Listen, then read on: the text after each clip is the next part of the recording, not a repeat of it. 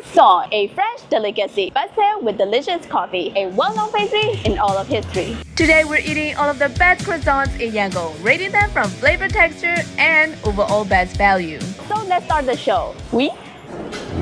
First place we're starting with is the one everyone loves and is familiar with. The smell of freshly baked bread is overwhelmingly in the air, even though they are inside a mall. So this is BreadTalk. Everybody knows BreadTalk is a Singaporean chain and it's so popular here. They have a croissant for only 3,000 jets. This croissant, you can't tell how flaky it's gonna be because it is so light and airy when you hold on to it. Even in your hand, it's already crumbling apart. Let's taste it. Oh my god, it's buttery. Look how airy and flaky it is. In some of the croissants I've tried, even though they're airy and flaky inside, the top shell, the outer layer can be harder than it should be, but this one is just perfect. The quality, the flavor you get from just this fried rice is just, come on. You smell the butter, but it's not very noticeable unless you compare it with a convenience store-bought croissant bread. However, I think the texture is spot on. Not sure you can see it, but it has a lovely honeycomb structure. The price is unbelievably reasonable, therefore I'm giving this a 7. There's gonna be more croissant in more places. Moving on. Next, we're going to a local bakery with French technique. The inside doesn't have any smell of pastry, it just smells clean, meaning they must have priorly made them elsewhere and brought them here to sell. All the food is individually wrapped with plastic, keeping them secure and fresh. Here it is, Gourmet by KT Bakeries. Another reason why I decided to come try the croissant from here because they say they use a New Zealand butter. This is the brand Anchor. I tried their butter. It is a premium quality. I can eat the whole butter by itself. Unfortunately, you're not able to dine here, so I'm just gonna go to a different place I can sit and... They really boasted of their croissant. They say it's made of high quality ingredients, a premium butter, so I have high expectation for this. Smell test.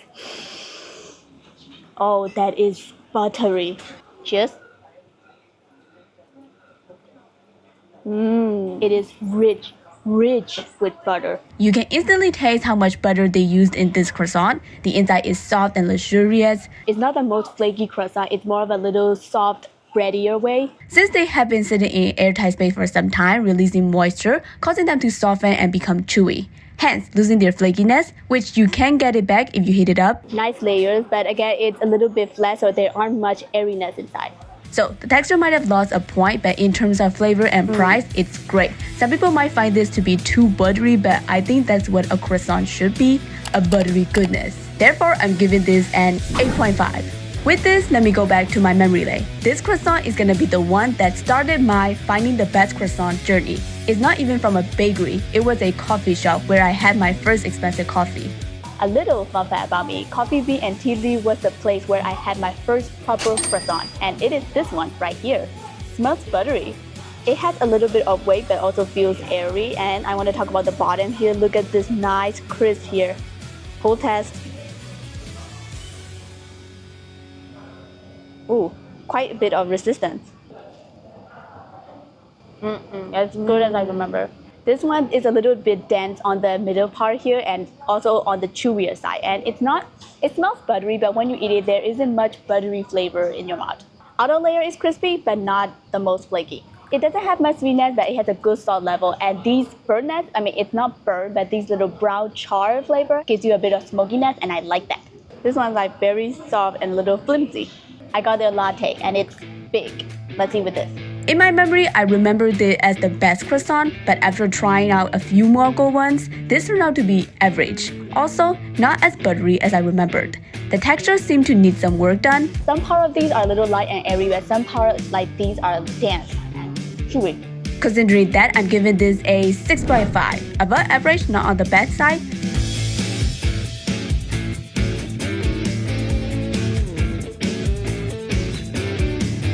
Next croissant is from the Crumb, where the owner studied directly in France. The proofs are on the wall.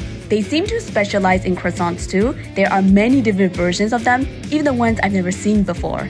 So you dang bet it's gonna be expensive. Even for a French standard, this is considered a high-end price. This is 9,000 jets and the size is pretty big. And look at this beautiful golden color crisp.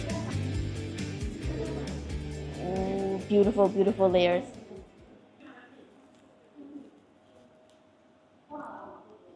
The layers practically dissolved in your mouth. That's how soft that is, and everything is so flaky and buttery. And this has like the right amount of butteriness with slight sweetness and also some savoriness. Every bite, the crumbs just shatters. This is exactly what I imagined an authentic French croissant's gonna be. It has a wonderful looking honeycomb structure, and it would even look better if I could have it with a knife. Don't come at me, I tried. All the flavors are balanced and spot on. The only complaint I would have would be its price, not the one you can eat every day. So I'm giving this an 8. Seems fair, no? On to the next.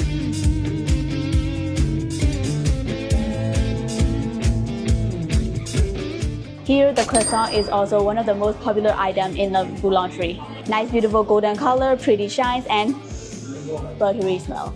The butter smell in this is kind of unique. I've never smelled this butter before. Okay, let's try it.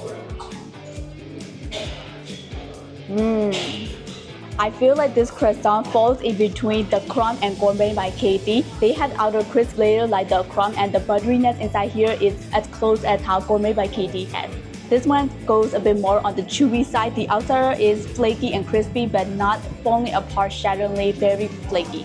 This one checks all the boxes: the sweet, salty, flaky, chewy, good amount of butter, and nice honeycomb. The price is also somewhere you can afford.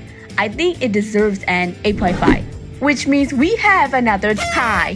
If you ask me which one I would go for again and again and again, that would be Gourmet by Kitty Croissant. I love how rich in butter it is. I love how great the quality is despite being so affordable. Also, shout out to their blueberry cream cheese croissant too. The rate-off was just for classic croissant, but if I could name this the winner, I would. Of course, these are my scores based on my preferences. Feel free to let me know your thoughts in the comments below and what food I should do next.